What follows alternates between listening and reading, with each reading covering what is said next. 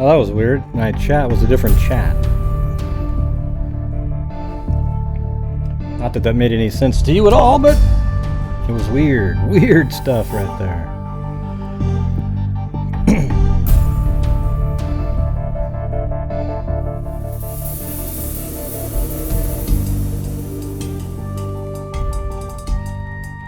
What's going on, freaks?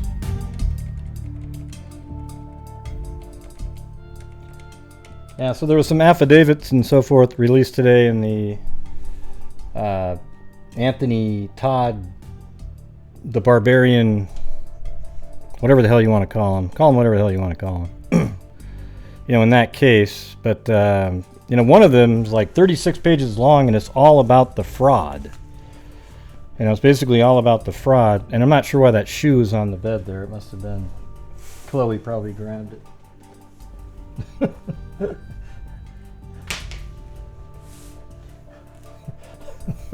It was kind of a weird looking yeah, so there was an article that came out today, and it was something in there was really bothersome other than the killings themselves.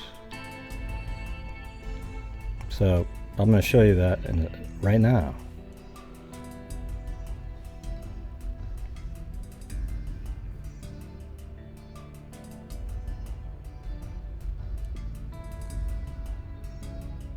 Just a second.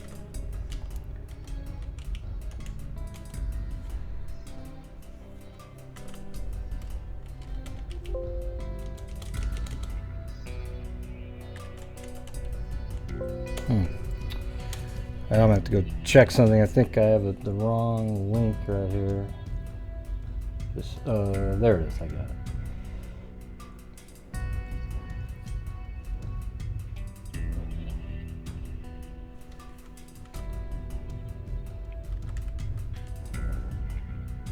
Okay.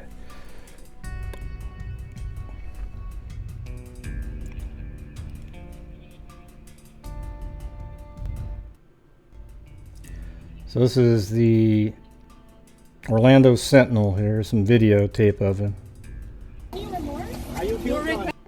Everyone's asking him questions.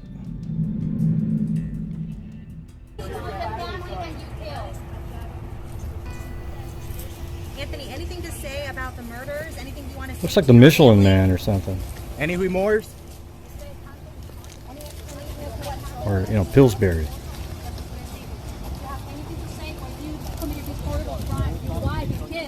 Oh, wait a minute. That's his gi and a black belt. Never mind. Why do you kill your family? What do you have to say to their family? Everyone's hoping he'll answer just one of their questions over and over again. Are you sad about this? Are you sad about this? Great question. Okay, so listen. Federal agents were watching the Todd family celebration home the morning of January 13th when Anthony Todd, who was wanted for healthcare fraud, arrived and walked inside.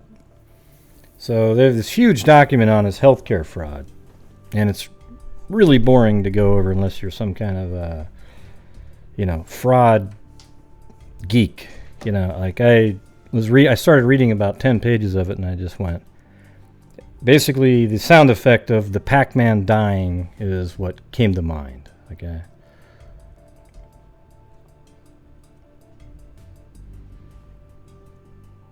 This is only going to be like an hour long, and I'll probably come back on a little bit later. I'm going to watch my Blazers play tonight. They're playing the Mavericks at 7:30. And then after that, at 10-ish, I might come back on again, but some of you will be sleeping because it'll be 1 in the morning on the East Coast.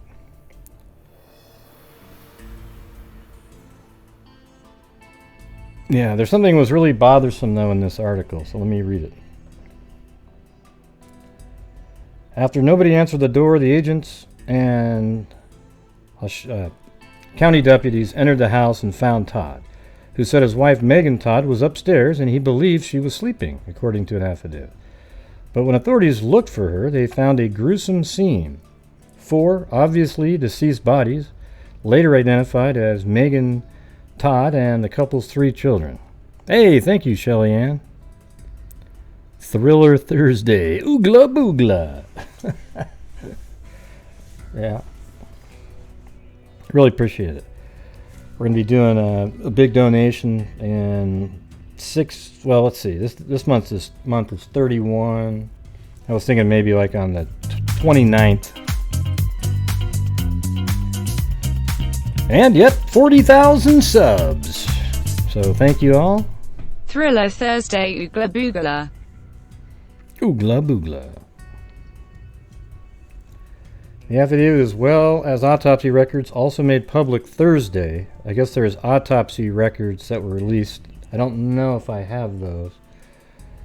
That shed light on the circumstances of the discovery, which left friends and neighbors mourning in celebration. It sounds kind of dumb, right? Mourning in celebration. But that's the name of the town. And Colchester, Connecticut, where the family was from. And Anthony Todd, a physical therapist, is accused of committing the fraud that led agents to the door. But a summary of detective interview with Todd, 44 years old, was completely redacted from the affidavit, leaving any insight into a motive. So the interview that the detective had with Todd is completely redacted. That sucks. Hey, thanks. Joan Milano. God, before I started the show, it was so desolate in the chat that after a while, though, I think I had the wrong chat window open. There was 0 people there. According to the affidavit, after officials found his family, the family members' bodies, Anthony told Todd could barely stand and appeared to be shaking. He was taken to the hospital after telling paramedics he took an unknown amount of Benadryl in an attempt to commit suicide. An autopsy later determined Megan, 42, had suffered at least 2 stab wounds. I mean, this isn't some... Now this guy turns into a barbarian. I mean, even worse. You know what I mean? In her abdomen. So not only did you stab her, you stabbed her in a place where it's very painful and you'd linger on for a long time. And the couple's 2 sons, 13... and Alec, 11-year-old, 13-year-old Alec and 11-year-old Tyler, each had stab wounds to their abdomens too. So even his kids, he just stabbed in the gut. The autopsy for the couple's 4-year-old daughter, Zoe, did not find any stab wounds or any other external trauma. So she was probably either smothered or strangled. Probably smothered because there'd be marks from strangulation. All 4 autopsies. Now, this is what's bothersome to me. This next sentence. I mean, more bothersome. Listen to this. All 4 autopsies found early signs of decomposition to the bodies. Well, so what does that mean to you?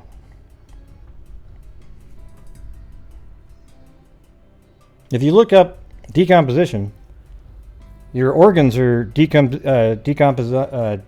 decomposing within 48 hours, and then you're completely bloated and, way in the stages of decomposition after a week. No, it means to me that they died just recently. All 4 autopsies found early signs of decomposition, right? Like it just started. Unless I'm reading that wrong.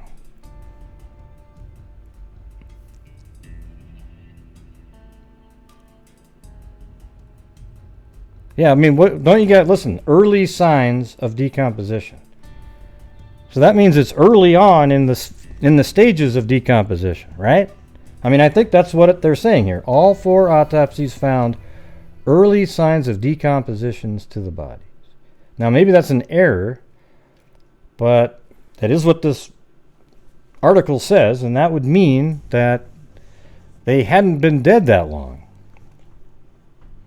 So that means they were alive. A lot of that time, people were looking for them. All right, and that's exactly right, Jules. That's what I was getting at. And those wounds They may have been alive for a while. It's pretty, if that's real, you know, they may have made a mistake. Let me see if I have these documents.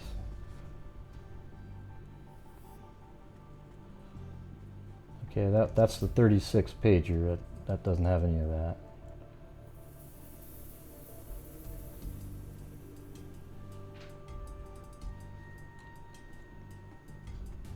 No, that's the same one. Hold on.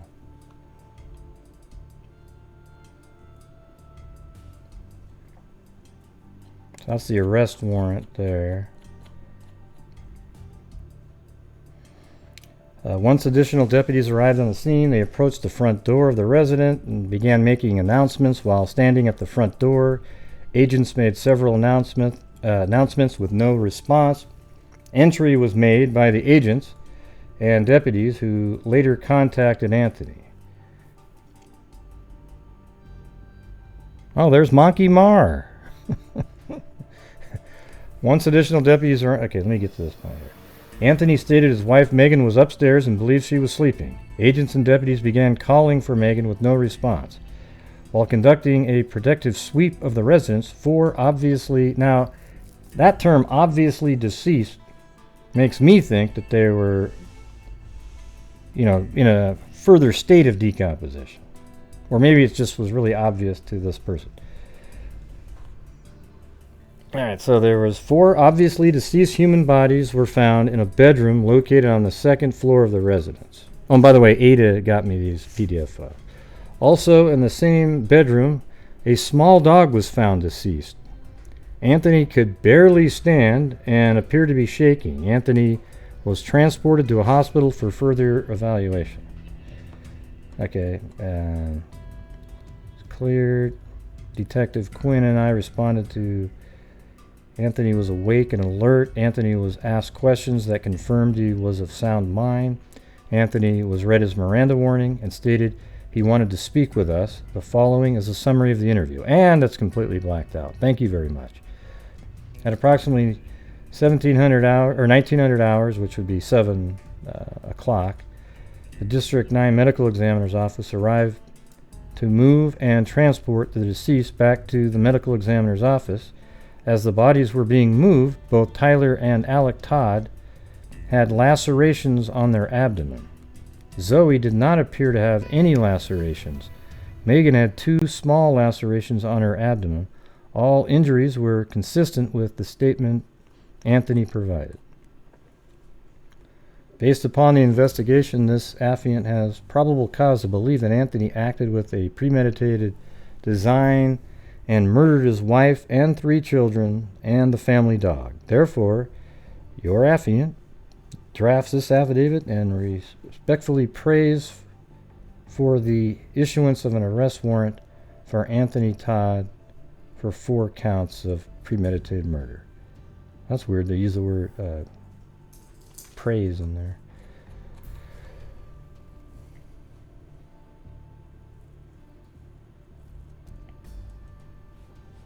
Okay, let me see what this one says right here.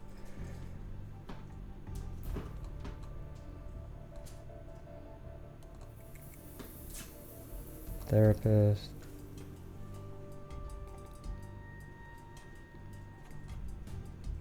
I think this is...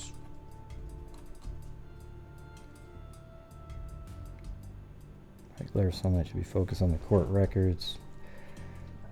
I can't find the autopsy portion. I want to get that exact wording. But I think that's what... If the article's correct, it means that they just started decomposing. Right? And he's just a barbarian. His dad is exactly the same way, though. Okay, you guys want to see that? This is the whole point. I wanted to bring this up so you can see. And this is why I think that they should do genealogy on GEDmatch with criminals. You just put all of their information. Every one of them gets uploaded to GEDmatch, and you'll find a lot more criminals because you know, being a criminal sometimes in some aspects is genetic. Okay?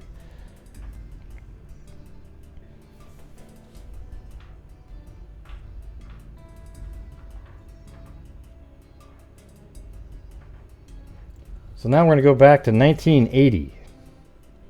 And here is, I'm going to read this whole damn thing. I haven't read it yet, but I read just bits and pieces of it, and it's crazy, okay? So this is back in 1980, where his father, Robert Todd, apparently, he was arrested for attempted murder on, you know, an actual murder for hire plot on his then wife, because he liked somebody else more. And isn't that, you know, not to bring it up, but it's similar to the guy that we don't talk about, and a lot of them, right? I mean, a lot of these idiots just, they don't really think of like the right way to do it. It's crazy. They'd rather kill. I mean, it's so bizarre that you kill in a situation like that. Listen to this. The strange tale of Robert M. Todt, a former Bensalem high school teacher, being tried on charges of hiring a former student to shoot his wife, is unfolding before a Bucks County court jury this week with all the elements of a daytime soap opera. Yep, that's exactly right. There is the alleged hired killer, a member of Bensalem High's class of 1979, who has admitted that he shot Todd's wife, Loretta, and who told the jury yesterday that his teacher had promised him $800 to kill Mrs. Todd because he was in love with this other girl. And the other girl, Colleen Fecho, 21, a nurse, who revealed on the witness stand Tuesday that she was planning to marry Todd on April 19th, just 1 month after the shooting. See, this part here sounds a little bit like the, you know, Lori Daybell and Lori and Chad Daybell, right? I mean, it's like they killed their spouses to be with each other. Oh, and by the way, get some insurance money. Let's see. So that was on just 1 month after the shooting. That's when they were planning to get married. And the wounded wife, 25-year-old and a mother of 2, and one of those kids is Anthony that we're talking about here, who lost an eye and still has a bullet lodged in her brain as a result of the incident, but who reportedly is still living with her husband in their home on the 800 block of Cliff Road in Bensalem Township. God, what a dutiful wife, huh? Todd, who was free on bail, was arrested in July and charged with attempted homicide, solicitation to commit murder, and conspiracy in connection with the shooting. He was suspended without pay from his job as a special education teacher and a 9th grade wrestling coach. God, can you believe that they suspended his pay for that? Wow, that's so mean. He has not yet testified in the trial, which began Tuesday. One of the students he knew at the school, John Chermonte, 20, an admitted drug addict with a learning disability. So he went out and sought one of his ex-students that's a drug addict and had a learning disability. Testified that Todd had badgered him with daily phone calls during the 2 weeks preceding the shooting. Chermont said he had backed out of the 3 earlier opportunities to shoot the woman because, well, he said he got scared. Robert Todd gave me his house key and told me to go in and shoot her. He said I could also stab her if I wanted to. If I wanted to rape her, sure, that was all right too, Chermont said.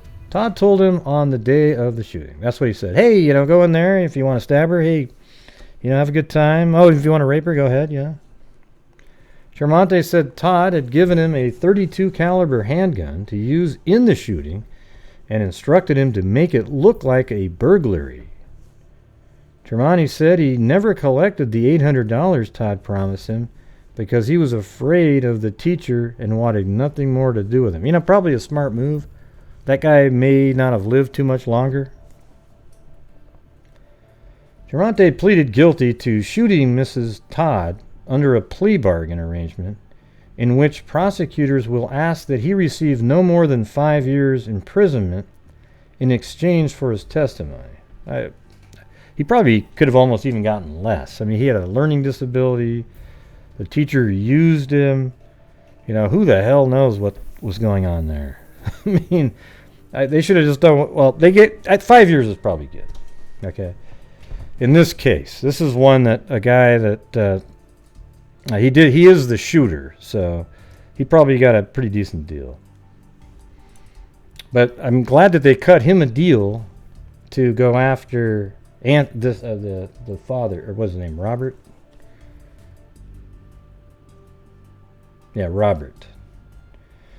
Caramont said Todd had given him a .32 caliber. Okay, then that was exchanged for his testimony up here. Okay, Miss Fecco, who has since moved to Virginia Beach, said Todd had told her that she was divorced, that he was divorced, sticking to his story. Oh, wow.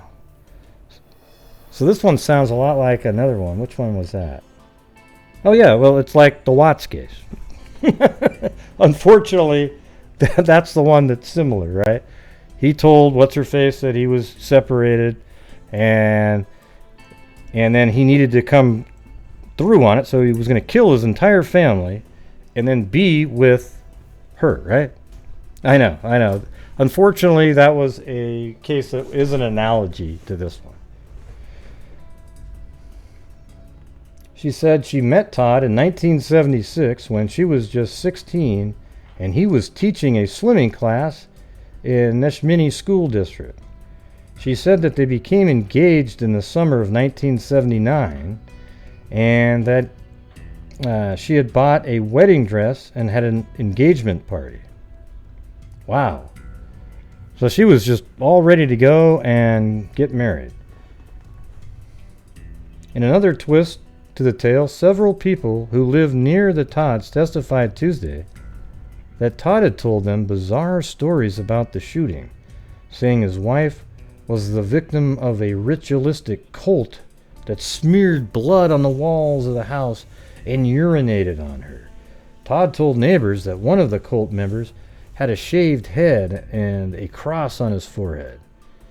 John Moore, 35, of 797 Cliff Road, testified that Todd visited his home while Mrs. Todd was hospitalized and was about to undergo surgery. Moore said Todd told him that there had been a Manson-type attack. I was thinking of Manson right when he said the cross. That there had been a Manson-type attack on his wife, possibly involving one black person and several white people. He said that there was blood all over the house and that one of the assailants urinated in the house, on the walls, and on Loretta, Moore told the jury. Okay, so that was on December 4th, 1980.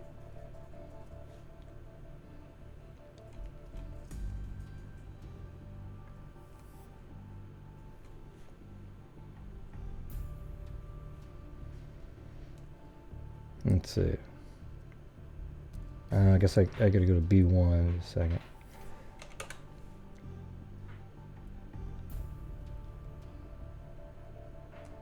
Is that B1?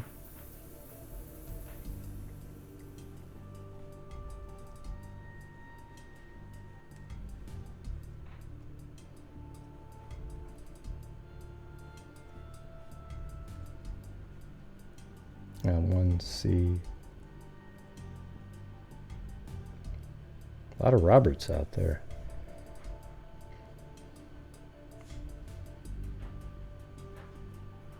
5A, 6A, 8A, 9A. I think I'm almost there.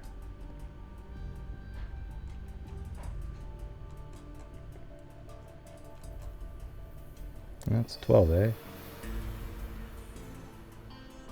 Okay, there we go. Teacher guilty in shooting.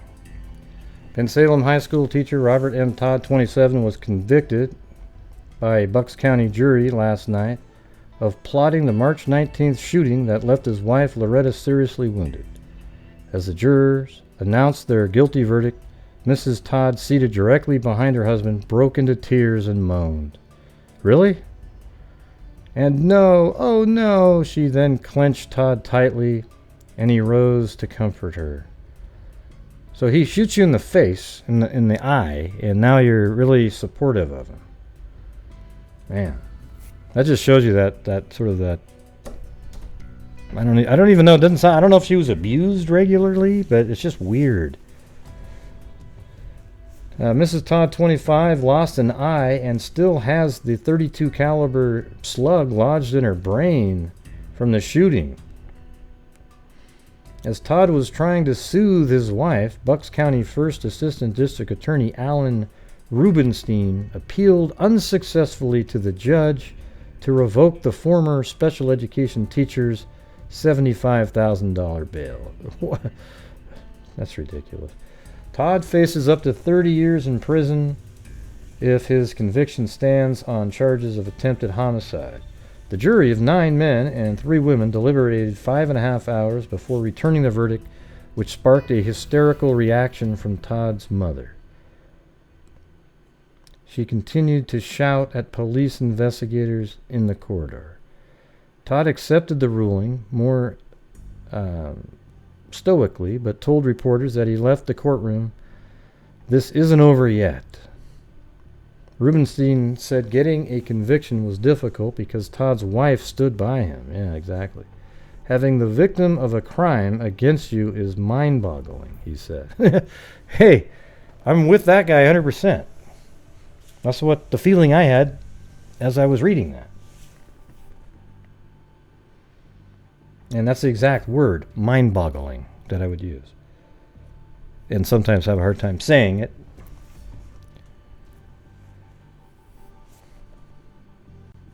The prosecution alleged that Todd hired a former student to kill him when he became trapped in a web of adultery. The student, John Chermonti, 20, an admitted burglar and drug addict, pleaded guilty last month to the shooting.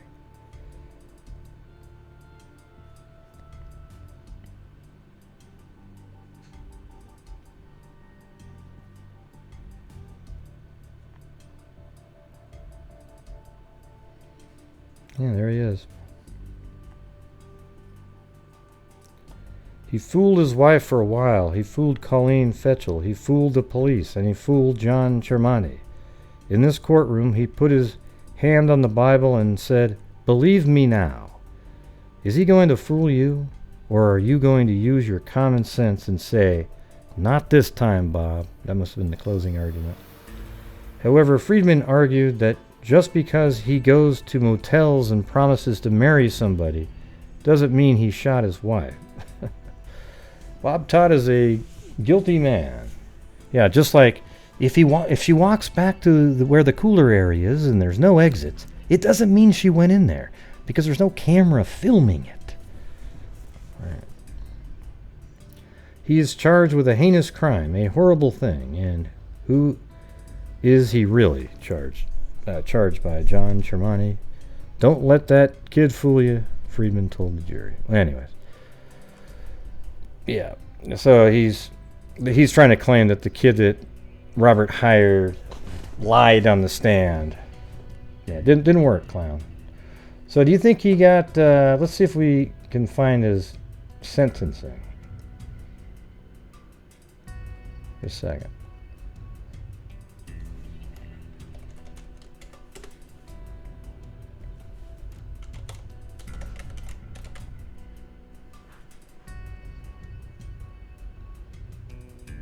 That was December.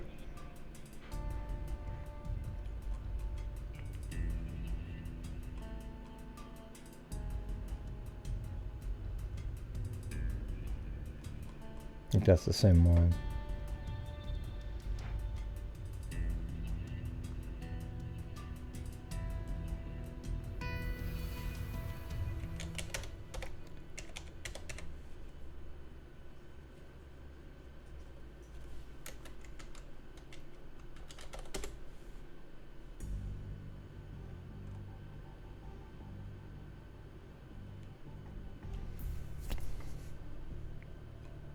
Is this it right here?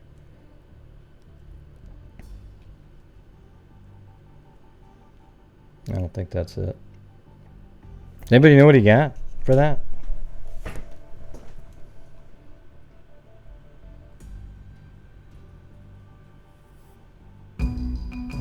Teacher guilty in shooting. Hey, thanks, Shelly-Ann. Not this time, Bob.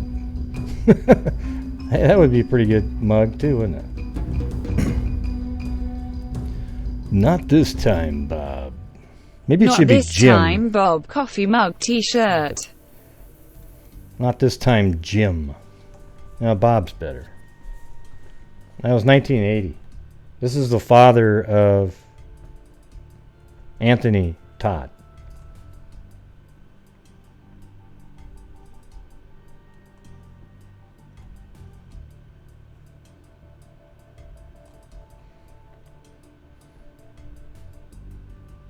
I wonder how long it took for them to sentence the guy, though.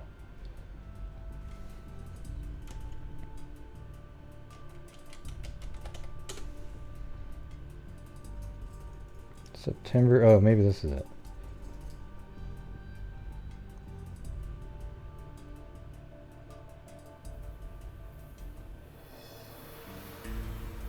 Wait, what's this thing? Yeah, this is. I think this is it. I think this is it right here.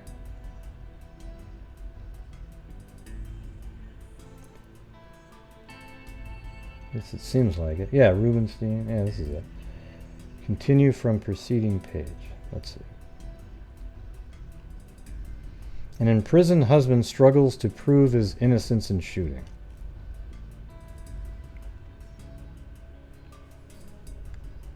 It was an ending the Todd family refused to accept and the beginning of a long, loud fight to overturn the conviction of the former special education teacher and wrestling coach at Ben Salem High School.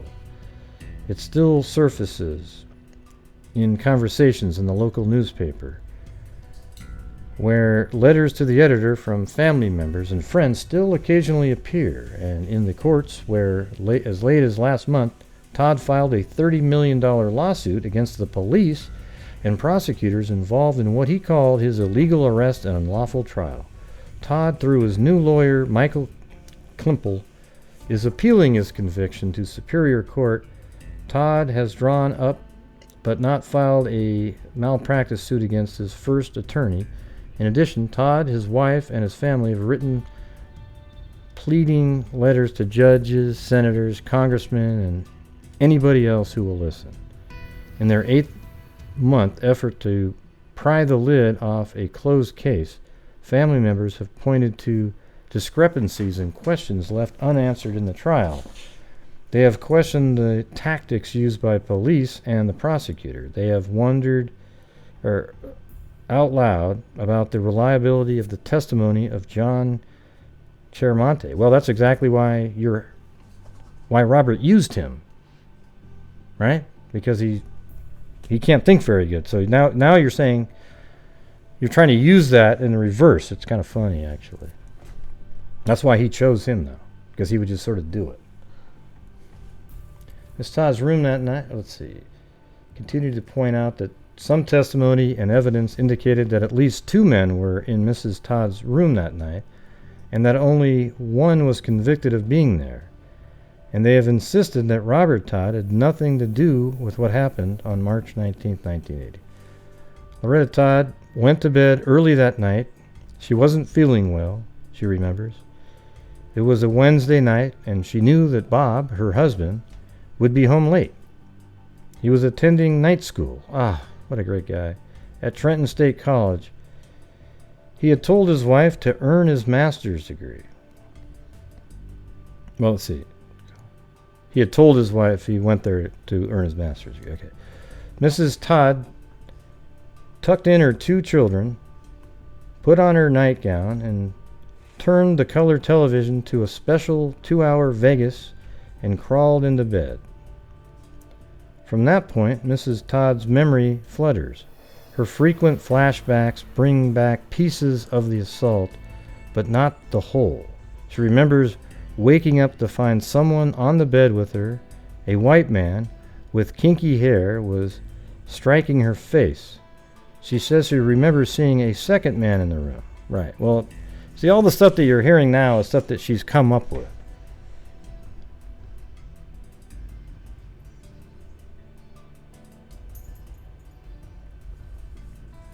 I remember hearing a bump, bump, bump, and my head going back, she said in a recent interview.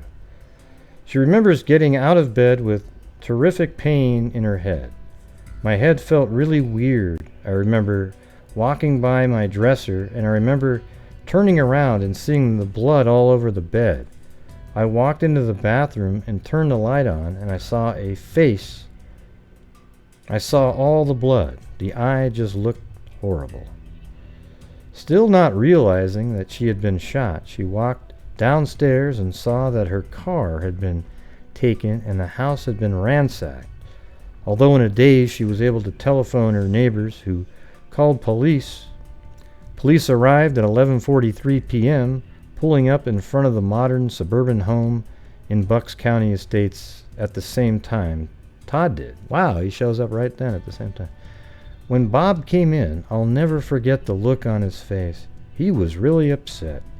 He looked really scared, Miss Todd recalled.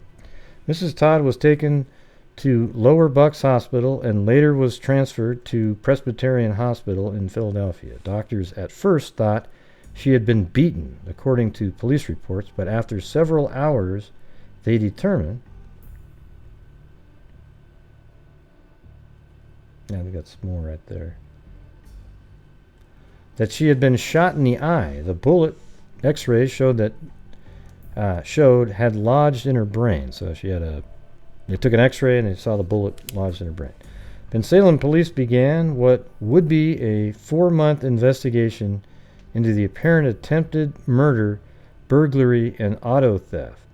Evidence collected included the 5 guns Todd owned, bloody pillowcases, bullet fragments in the nightstand and outside the home, a bottle of blackberry brandy 3/4 drained that was found on top of a wood pile next to some vomit. Robert Todd was among the first to be interviewed by police. He told them that he was at night school at the time of the assault. Among those he named when asked if anyone had recently visited the house was John Chermonte. For Bensalem police, the pieces were falling, but not into place. The day after shooting, police found Mrs. Todd's car in a parking lot off Route 13, south of Street Road in Bensalem. Detective Kenneth Hopkins, who headed the investigation, made note in one of dozens of reports he filed that both doors were unlocked and the passenger door was ajar, which to this writer meant there were 2 people. Well, it doesn't necessarily mean that at all. The next day, 2 days after the shooting, Hopkins interviewed the Todd son. Well, here's the thing: is the car could have been moved by both of them at some point. Maybe, I don't know, but it doesn't really matter. There could be numerous reasons. You could have put something in the car, went around to that side, opened the door, took something out. It just. Well, how about this? How come the other guy didn't shut the door? Whoa! There's all kinds of crap you can ask. And that's one of the things, again, I always bring up the Kenneka Jenkins case, because people, they always want you to explain really mundane things. Like, let's say there was a video, right? And there was a guy walking, and on the video, you see them, they're about to walk across the street. And they're walking, and they were about to step down with their right foot, but then they hold the right foot and put it on the curb and then step with the left foot. Right? But they were about to use their right foot. The kind of questions you get in the Kenneka Jenkins case are, wait a minute, why did he switch feet like that? Why did he do that? And it's like, how in the hell are you going to get an answer for that? And it doesn't mean anything. Okay? But you want an answer for it. Drives me nuts. Yeah, I don't even think it looked, just because there's a guy I mean, one little door ajar doesn't mean shit, right? I mean, and her saying that there's two doesn't mean a damn thing. She's trying to defend him, right? And why was he out telling all these crazy stories too to people? In the days that followed, two things happened that would narrow the focus of the police investigation. Fingerprints on the brandy bottle were determined to be those of Clermont, and Todd's alibi that he had been attending night school in Trenton was found to be a lie. Okay, well, there you go, everybody. Okay? What was he doing then, right before that, when he came home? He was just out, because he didn't want to be there at the time that she was supposed to be killed. He was hoping to show up at home, you know, because there's no cell phones back then, right? So he probably timed it out. Okay, you done? You done? Okay, yeah. Then he goes home hoping to come in and go, oh, I found my wife. She's dead. But instead, she was still alive. So then he tried to come up with all these weird side theories and so forth. Yeah, he was having an affair, but I don't think that's where he was. You know, he was just hanging out, waiting for the killing to happen. And then he was going to tell people, oh, yeah, I was at night school. He didn't seem like he planned it out very well. I mean, he should have actually enrolled in night school and been there.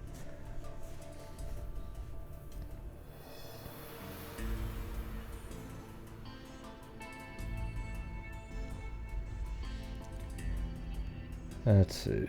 1200 days said he was marked up passages of his court transcript with underlines. The man convicted of firing the shots, Clermont, is serving a 2 to 4 year sentence at Barbarian State Hospital, where he is enrolled in a drug rehabilitation program and is allowed to leave on weekends to visit his family. He too has tried to kill himself, according to post-trial beliefs.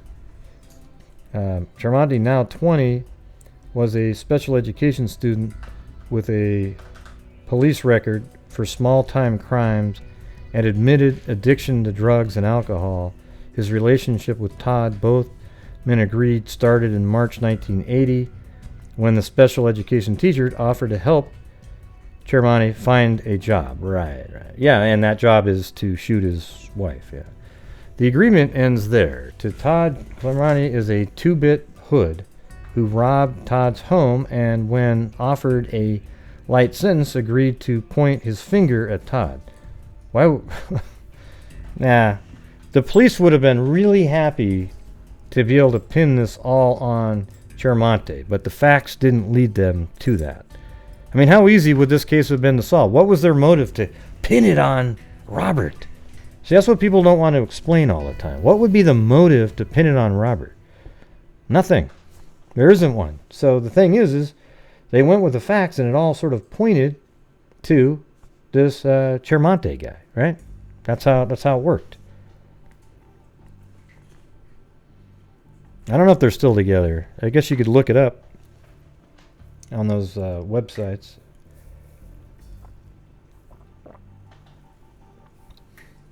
Both men lied when initially questioned. Todd, after being confronted by police, who had found that he was not registered at Trenton State College, admitted that on the night of the shooting, he was at the home of his girlfriend. Right. So maybe he was out doing his affair thing at the time.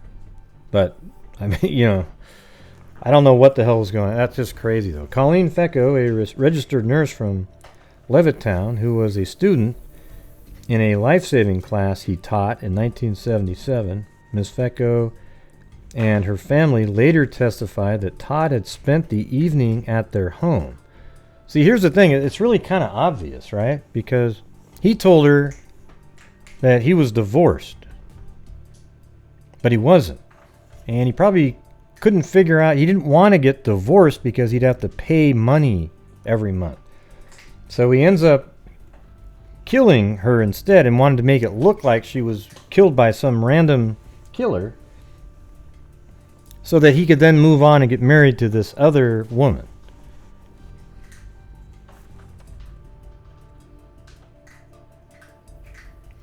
That was in April. Question again in July. Tremonti told Bensalem police that Todd had offered him $800 to ransack his home while Todd killed a babysitter. I don't get that part. In the signed statement, Clermonti said he was messing up the downstairs of the home and drinking blackberry brandy while Todd went up. Oh, well, I don't know. I mean, was Todd there too then? Maybe, I don't know. Maybe that would explain two people, but let's see where this goes. I was at the front door when I heard a pop, and see, the thing is he might not have known. This Clermonti guy, he didn't know where. Well, they said he'd been to the house before, but we don't know for sure if Clermonti had ever been to that house, right? So when he went there, he could have thought it was a random house and that Todd was actually killing a babysitter. But now I'm going to read forward because it might completely change. Because remember, this is about how they lied. I was at the front door when I heard a pop.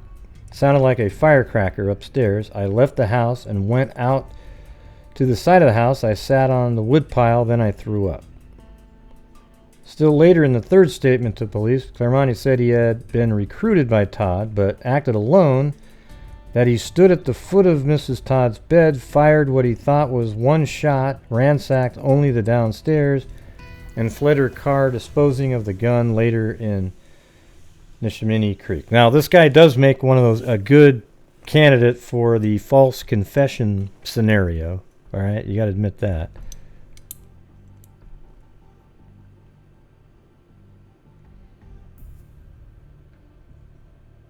Yeah, which one is her husband Loretta now? I can't remember now. So what sentence did he get though?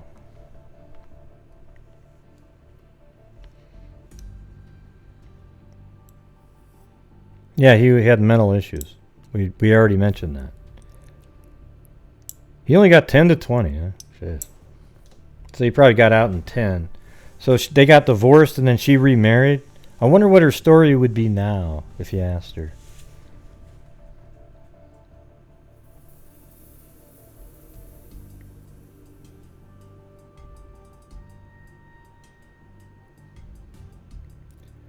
Clermonti's account of firing the shots also didn't jive with the bullet marks left on two pieces of bedroom furniture, according to tests made by Walters and Scott. Yeah, but he said he wasn't sure how many he shot. 2 shots were fired, the second of which was determined to have entered Mrs. Todd's eye and lodged in her brain. If the first bullet, which Clermonti said he never heard discharge, had been fired. Yeah, well, that's because that story was his first story. Remember, he changed it later to standing there. He would not have left marks on 2 pieces of furniture unless it had ricocheted off the... Okay, the Todd son, who had told police he had seen 2 men, also did not testify. There was more testimony, but this is a huge article. So what's the conclusion here?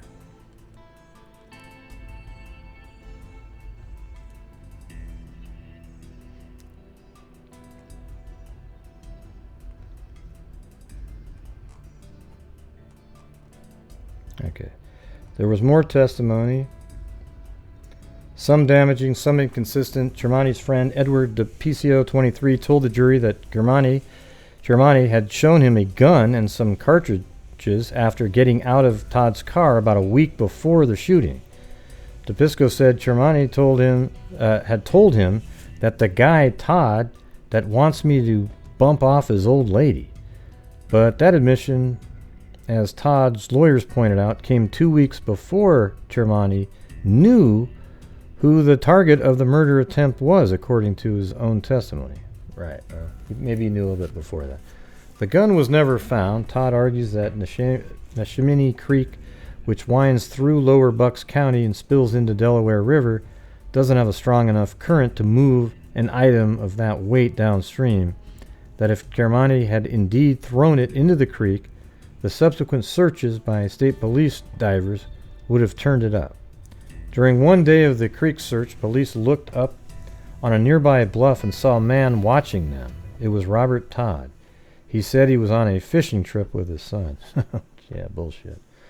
The story, which came out in trial testimony, was another case of Todd appearing guilty, much like his response, also repeated in court when police told him he was being arrested for attempted murder of his wife. So what? He said. Alan Rubenstein, Chief Deputy District Attorney in Bucks County, said Germani's testimony was the foremost factor in Todd's conviction. Todd, the prosecutor said, was his second most effective witness. The guy very, very much convicted himself, said Rubenstein, whose smooth, big city style contrasted with the country boy image of Todd's lawyer, Norbert A. Friedman. Todd's attitude on the stand, which Rubenstein described as arrogant, dismissed the jurors. That's kind of like Jodi Arias had that problem, who had already heard in vivid detail of his extramarital involvement. See? Very similar. Rubenstein presented photographs of Todd and Miss Vecco slicing a cake at their engagement party. So he was even having... See, how come his wife doesn't realize, or at the time, like he's over there having engagement parties, meeting the family and everything. So of course he has to get rid of his current wife, right? He can say, oh, well, she left me. Or, well, he needed to make it in a way where she just dies because he's going to still have the kids, and that needed to make sense.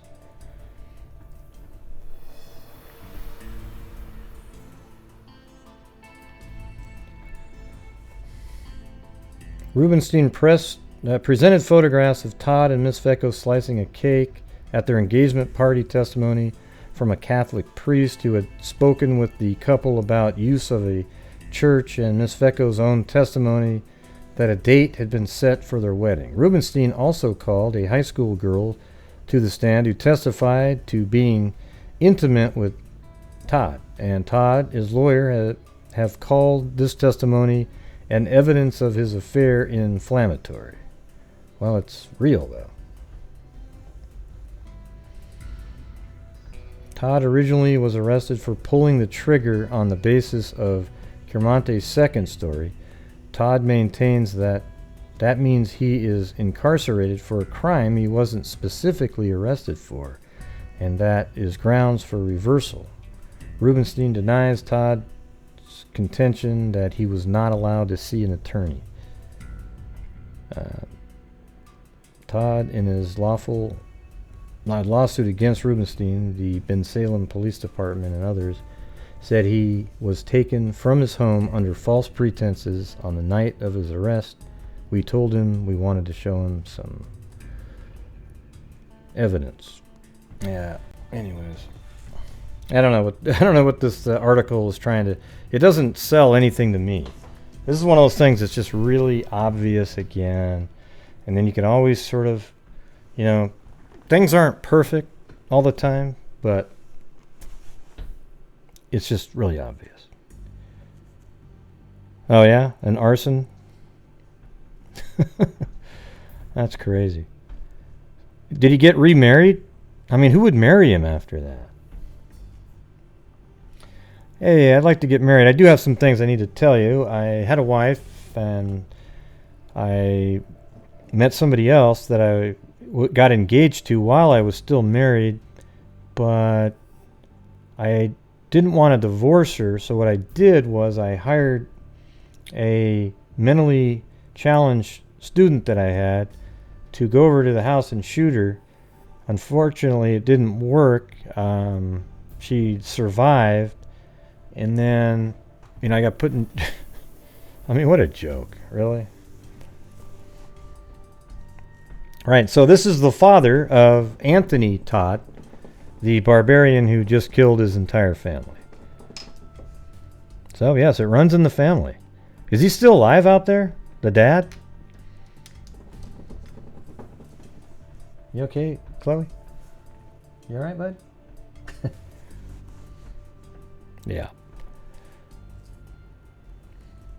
Yeah, so I thought you guys would be interested in just going over that.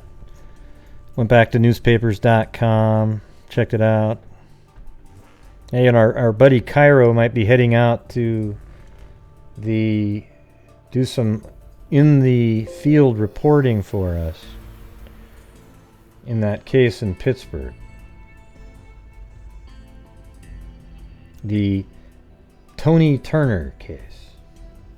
See how that goes, alright? It's already set up? Cool. The intrepid reporter, Cairo. You heading out there with anybody, or?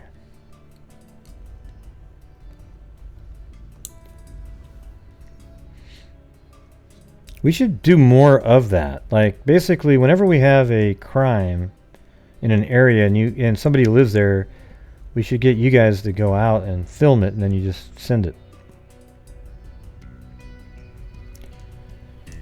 Well, thanks, Soldier Photos. Another one of the cool names.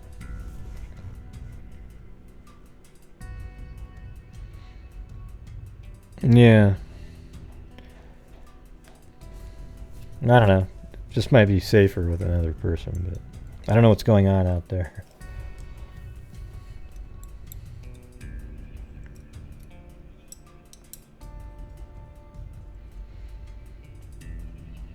Yep, a field trip. All right. Well, anyways, I'll come. Probably be back on later, but it'll be like 10 o'clock ish. So if anybody's still up. Yeah, look at Shelly said. I don't know. Some days it's just different, Shelly. I don't know what the difference is, but everybody's really generous on this channel. So we got the. I don't know what makes one day different than another. Something in the Chandler, Arizona.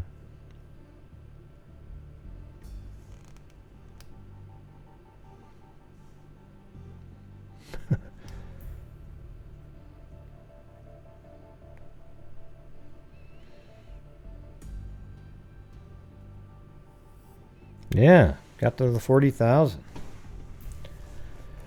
Yeah, and if you're not a member of the channel, you should sign up. You get access to those other emojis. Correct.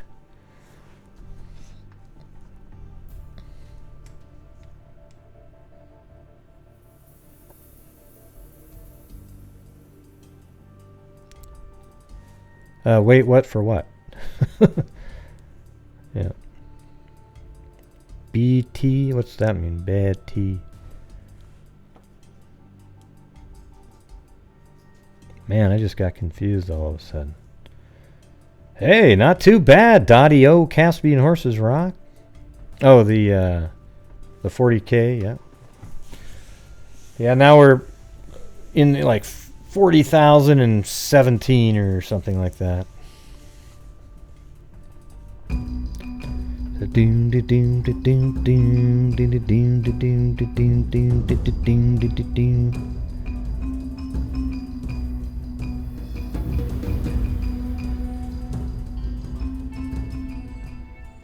Yep.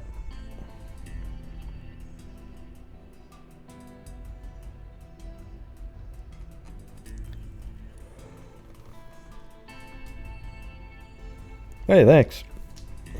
Yeah, it took a long time to get from 30 to 40. There was like a 4 or 5 month gap in there where I think YouTube was sort of putting people on these restricted lists sort of thing until they got all those new rules in place, especially like true crime, I guess.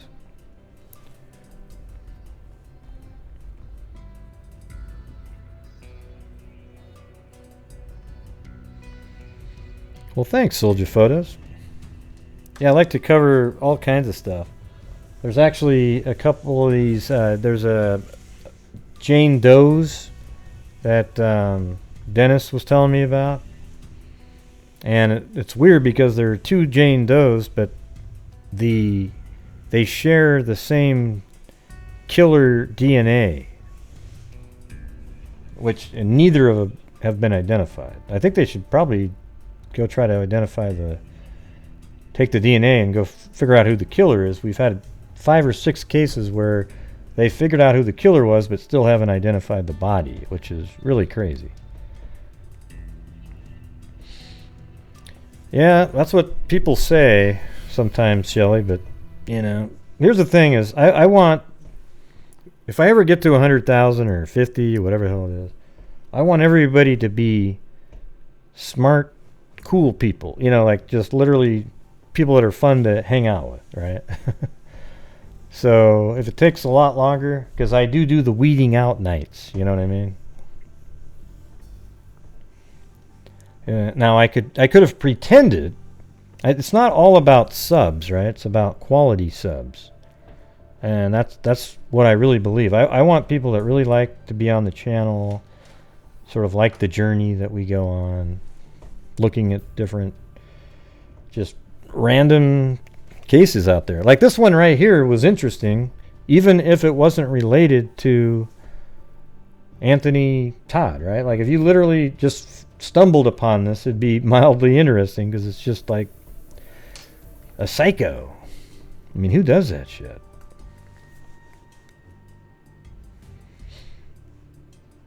Yeah, I do have. People actually tell me that I have the best mods and subs, and they're not even here. Like I'll hang out on another channel just listening, and somebody will say, "Oh man, you have the best." You know, it's pretty cool. Every guilty person is his own hangman. Chase Merritt. Yep, the weeding out nights. If you believe that Sandy Hook is fake, unsubscribe immediately.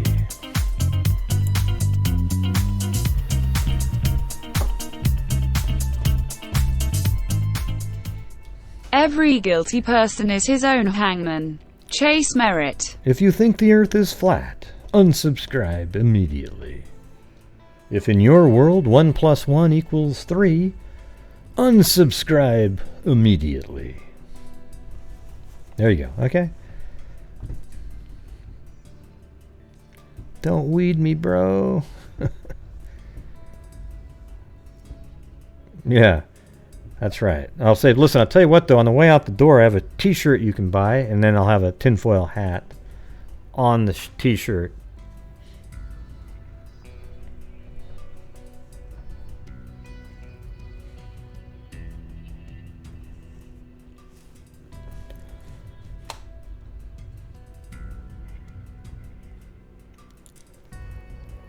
Well, there I am, standing straight. Remember when I used to do these ones?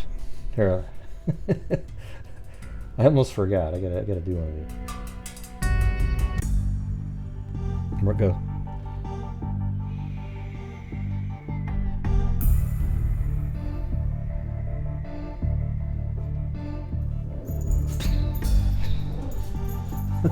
Oh, Blue got pissed at me right there. You see that? Yeah, remember that when we used to, because somebody said, Gray, you're moving around too much. You're looking around.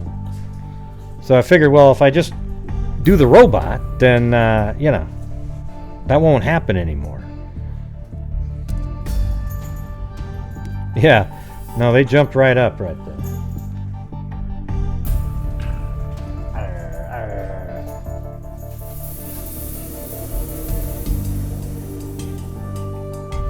Look at him, look at him.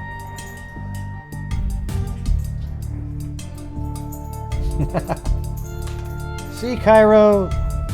Blue likes Chloe now, okay? He's given you permission to like Chloe. Alright? Cairo became the godfather of Blue because he loves Blue so much. But look at that. They're buddies now, alright? So Blue gave you permission.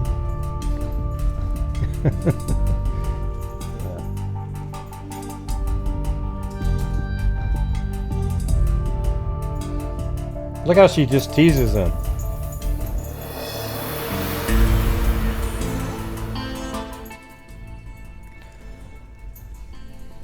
No, they... Okay, so when I brought her into the vet... Oh, wow. When I brought her into the vet, there was an old-timer vet there who was just filling in, and he said, yeah, we got to do it. You know, I don't even know what, maybe he was trying to make a sale almost, right? It was weird. But the actual vet, and that's why I think he's good, he called me up and, hey, yeah, no, I want her to be a little bit bigger, so bring her in after 8 months, and that'll be, you know, so it's in March sometime. So that was cool, you know. Well, it's not all about the money, you know.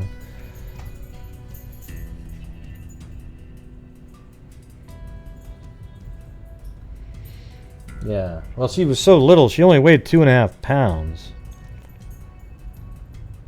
Well, Blue's, like, sometimes he'll just pick up a toy, slam it into Chloe's face, you know, not painfully or anything, but then they just start wrestling and tug of war, and, you know, just out of nowhere, you know. Like, he doesn't need me to play all the time.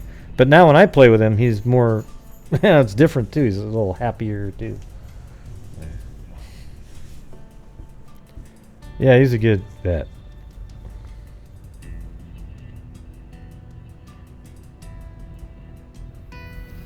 And food blue, not like. I sent you a link in Messenger, Gray. Who killed his family in 2001? Who's Daniel? Well, yeah, I mean, send me a link if it's related, you know.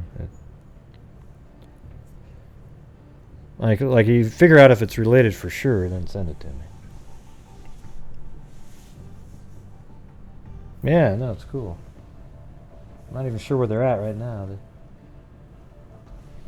And you know what's weird too? They take the toys and they stack them in like these areas. So they'll just be all piled up in a stack. They're better than little kids, right? I mean, their toys are all over the place. These guys actually put them in a place.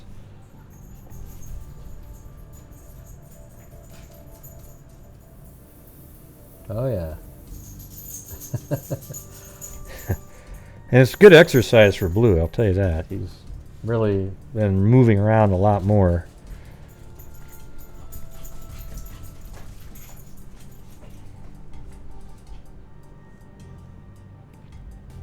But I'll check out the link, Chris. Okay, well anyways, I'll come back on maybe around 10 o'clock tonight. Sound good? If any of you guys are still awake. Yeah, I know. They probably could teach a kid how to do it. Now look, here's what you do. You take the toy and you put it over here. I need to get a box that they put them in.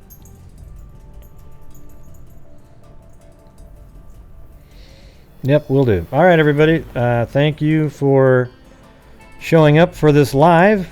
It was only a little over an hour, but I thought it was pretty interesting. It's a little bit disconcerting that when they found the bodies of the family in the Anthony Todd family killing, that was the decomposition had just started. So that means that they might have been alive for a lot longer than we were thinking, and then they all were stabbed in the abdomen except for the young child, the 4-year-old. She was probably smothered or something. But crazy, huh? But I'd like to have verification of that by getting a copy of the autopsy portion that they released, if anybody finds that. All right, everybody. So that's it. And as I always say, until next time, everybody, be safe out there.